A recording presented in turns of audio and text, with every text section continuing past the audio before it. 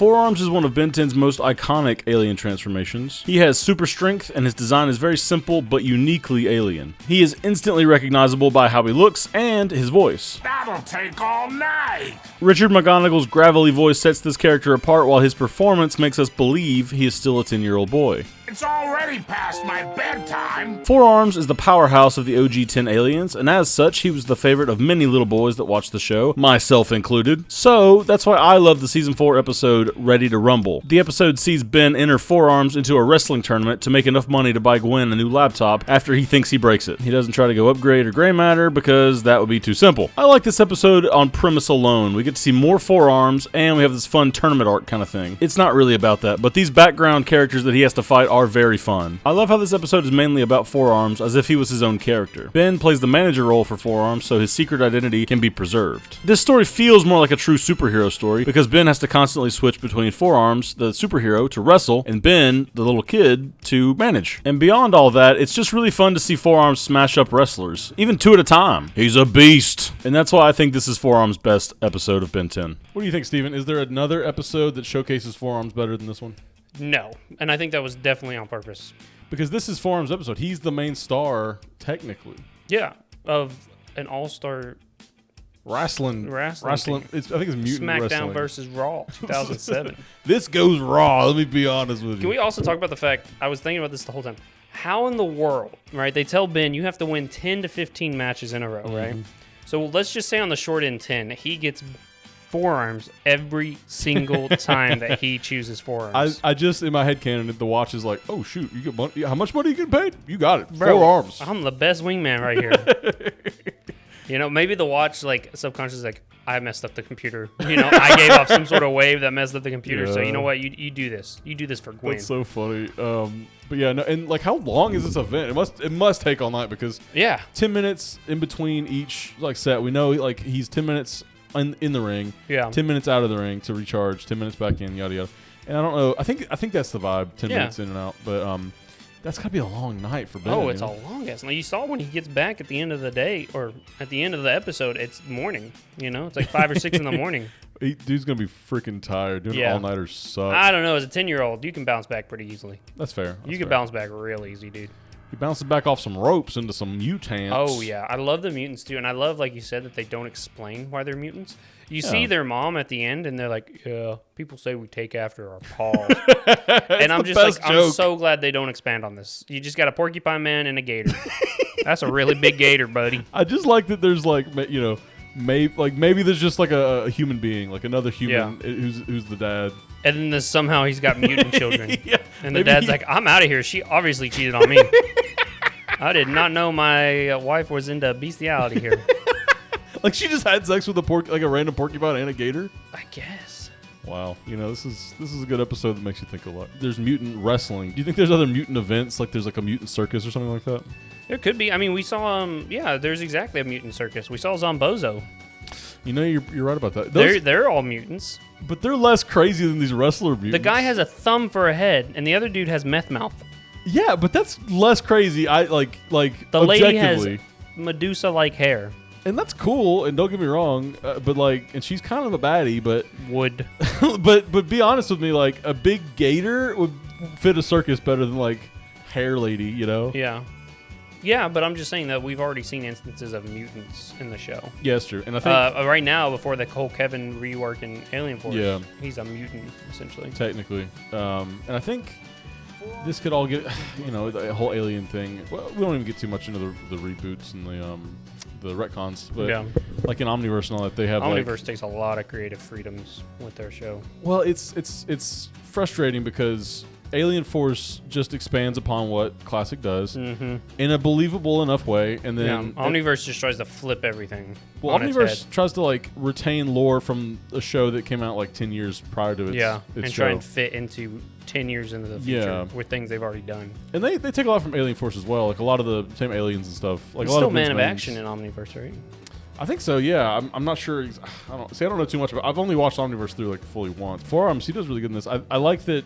I like that an alien gets a chance to have like a little bit of an occupation. It's because usually you don't get a solo alien episode unless it's like their breakout episode, like, you know, with like Ditto or Ben Wolf is a big one. Ben Wolf, you got Cannonbolt. Yes, Cannonbolt came back. He was and like Wildvine, like they were that alien the entire time.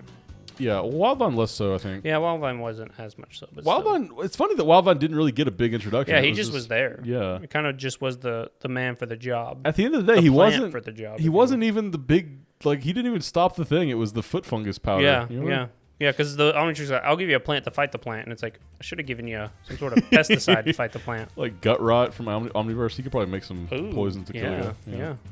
Anyway. Or Heat Blast could have just fried the guy. Heat Blast is probably the pick, right? Yeah, it's a vegetation thing. I guess. Just burn it up at the root. It was pretty gooey, though. It was very gooey. Might have put Heat Blast out. Cannonbolt, bounce around in it.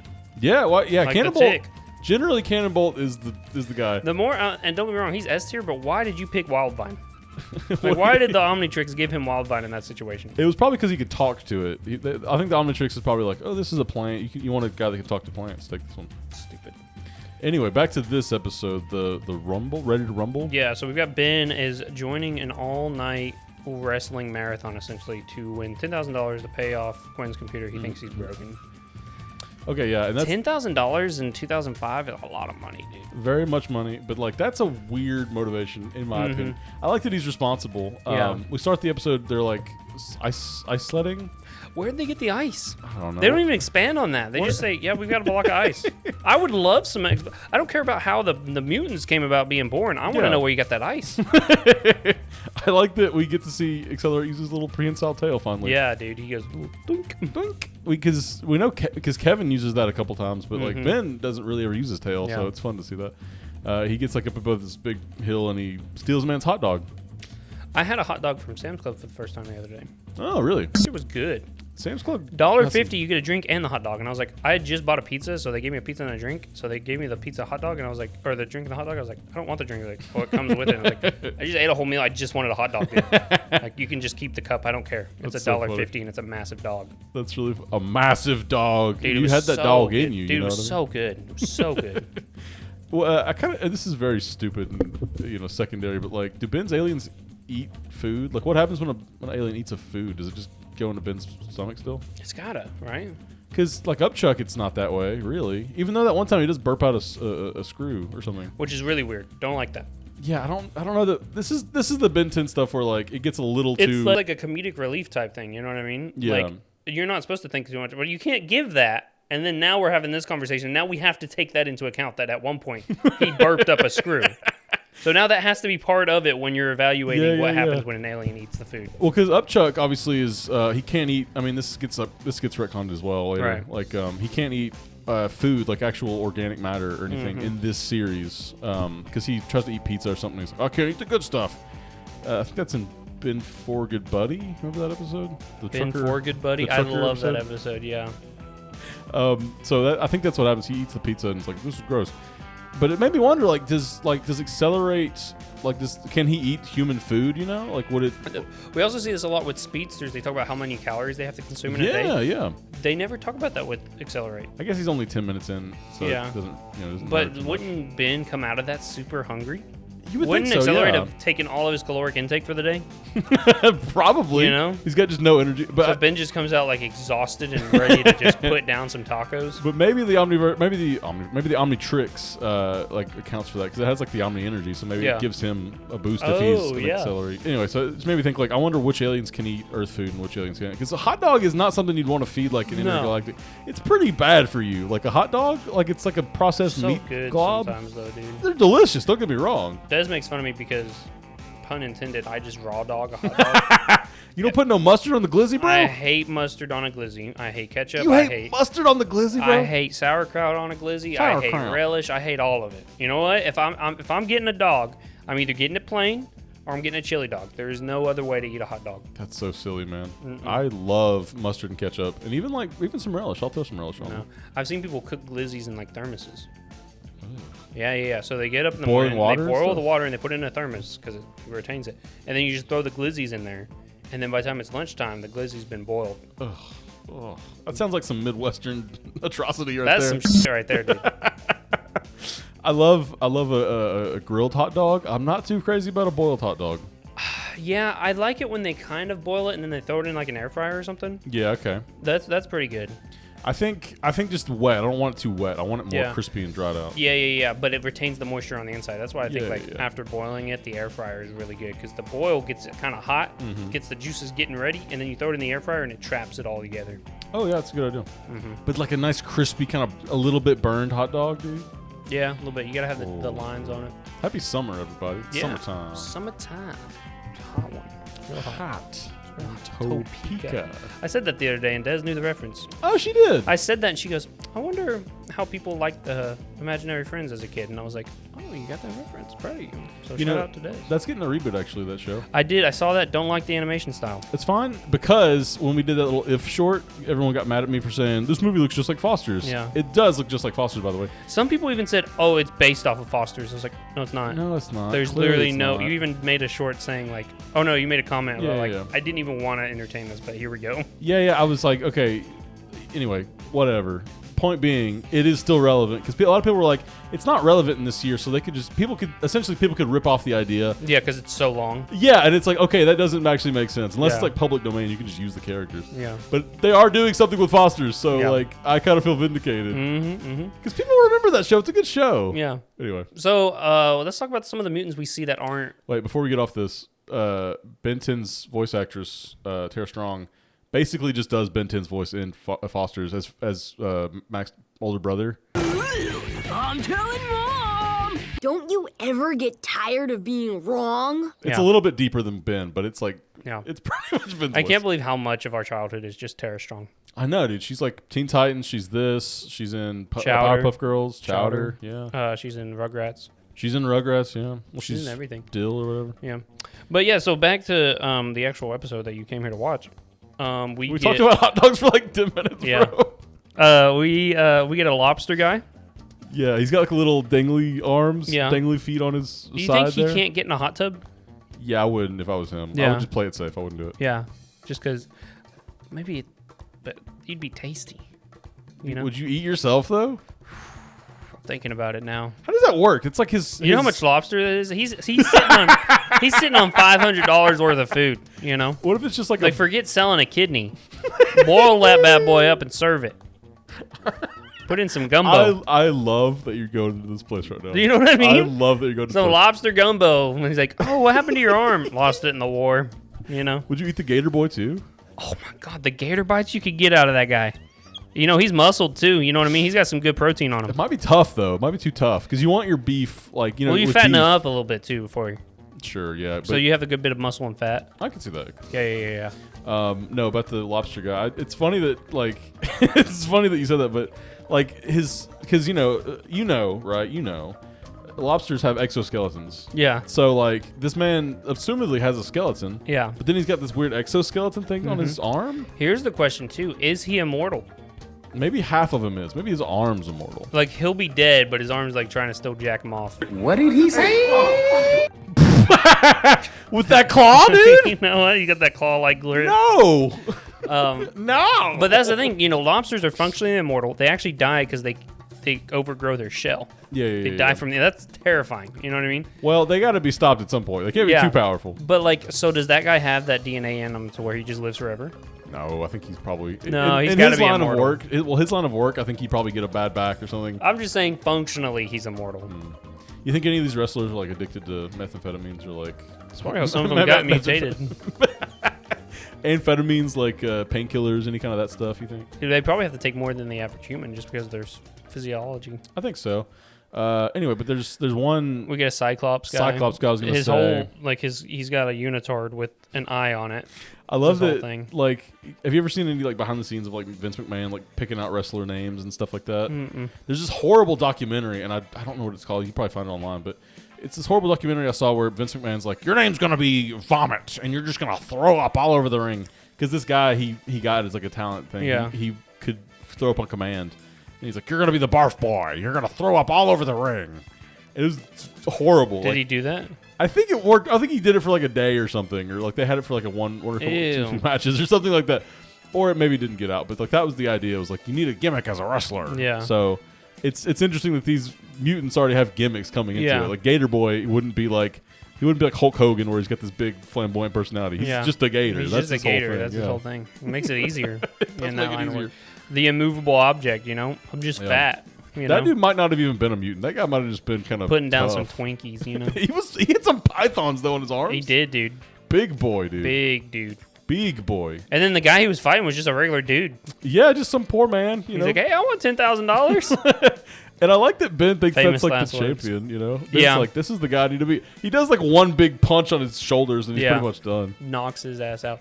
So we get the lobster, we get the eye guy. Did we get anybody else? There's the porcupine guy. No, there was one more person I thought besides the porcupine and the gator. There was one guy that gets stabbed by the porcupines, but I think he was a normal guy. Just a normal guy, yeah.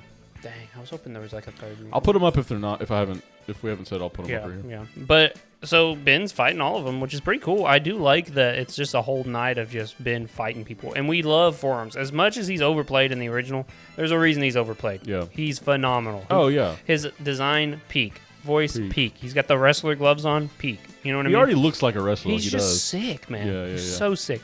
I love too that Ben just comes in and he goes, yeah, I'm his manager. And Doug Dimmadome over there is like, yeah, stinky business in this industry, huh? He's in the trash can because Forum's timing out. You guys chasing after him to get him to sign a contract or something. Yeah. And then he just like dumps in the dumpster, and then the guy's like, "Yeah, rough business or dirty business, ain't it?" Yeah.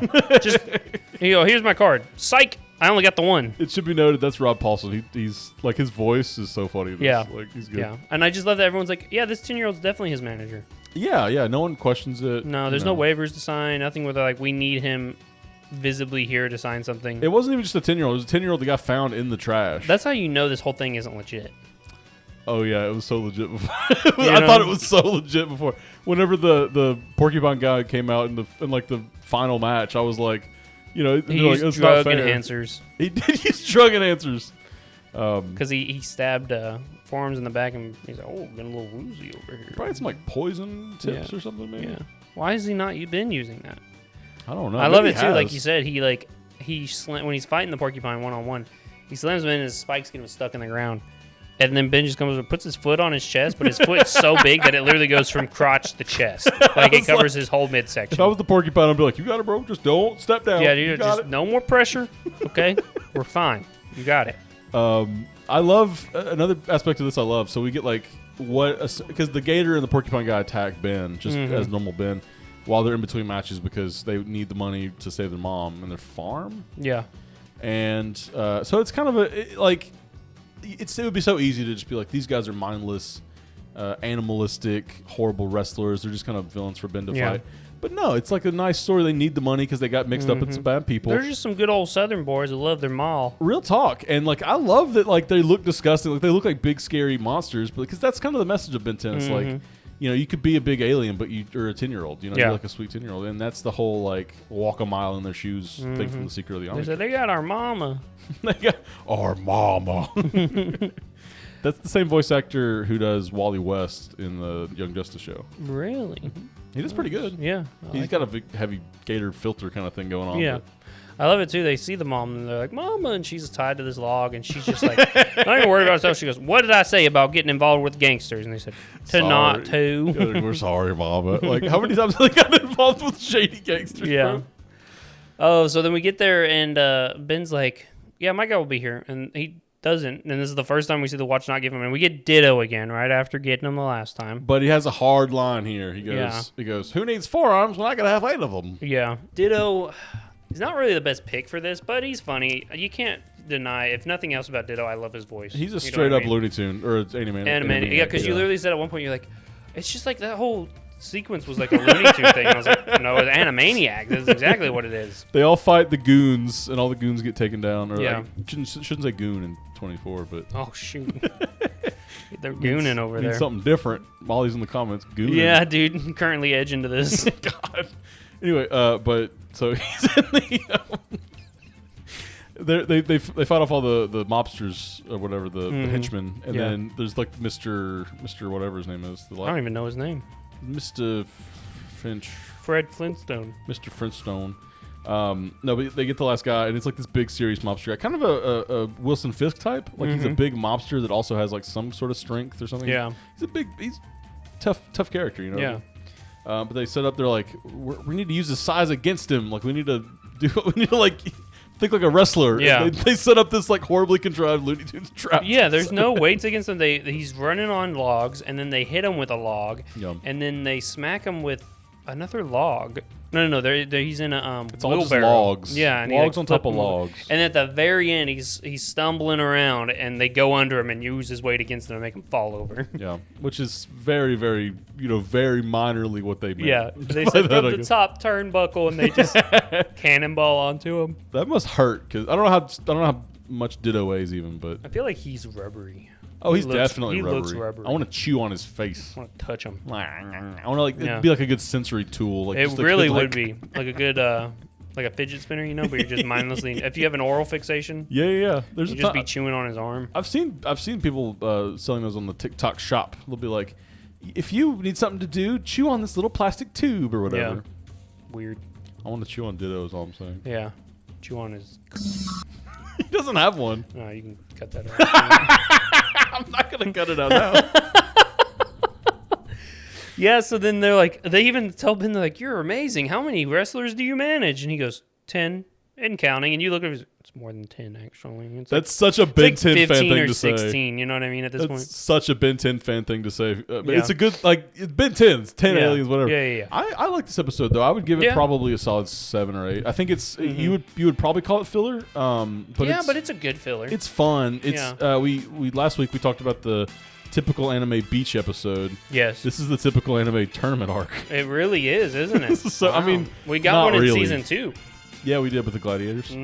But this is, I wouldn't say it's technically a gladiator. You only get they could have done more with this than fleshed out the wrestling. I would have loved like a whole story arc. Yeah, like a whole season of being kidnapped, and now you're in this tournament arena thing. Yeah. Oh, you mean like in the gladiator, the thing with Kevin? Yeah, it could have been that, or just anywhere. You know what I mean? Yeah. That would have been a cool whole season arc thing. Have Kevin show back up as the main guy in this one, or maybe he's like the champion, like the owner's like champion kind of thing. That would have been cool. And it's like a big plot twist at the end of the season. But Ben 10 doesn't do cool things like that. No, they do some cool things. Like I'm just kidding. The Ghost Freak thing was sick. I honestly, as a kid, did not expect Ghost Freak to come back, even though there's all these different Dude, monster. I'm telling you, when I lost my shit. You know what I mean? If you guys want to see the Fallout content on our channel, you can click over here on the left side. If you want to see more of our Ben 10 stuff, you can click over here on the right side, and then you can see to subscribe right here in the middle. And we'll see you next time. Bye-bye. Bye-bye.